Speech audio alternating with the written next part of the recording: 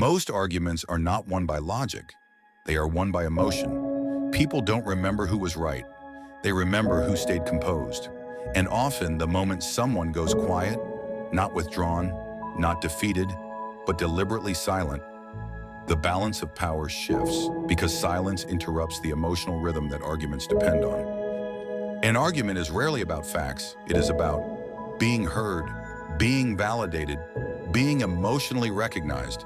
This is why repeating points louder almost never resolves anything.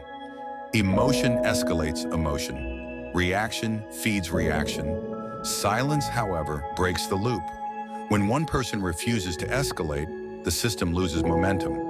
Arguments need opposition to survive. They rely on resistance, interruption, rebuttal. When silence enters the interaction, there is nothing to push against.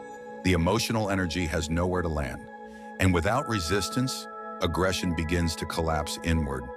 This is why silence often feels uncomfortable. It forces people to confront their own intensity.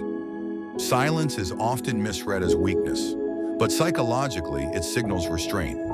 It suggests that the silent person is not overwhelmed, is not rushed, is not dependent on winning. This creates an asymmetry. One person is emotionally active, the other is emotionally regulated. And regulation, in human psychology, is closely associated with authority. Silence only works when it is intentional. Avoidance is not silence. Suppression is not silence. Effective silence is calm presence without reaction. It communicates, I am aware, but I am not controlled by this moment. When used correctly, silence doesn't end arguments. It reframes them. Silence does not prove a point. It changes the emotional terrain where the point exists.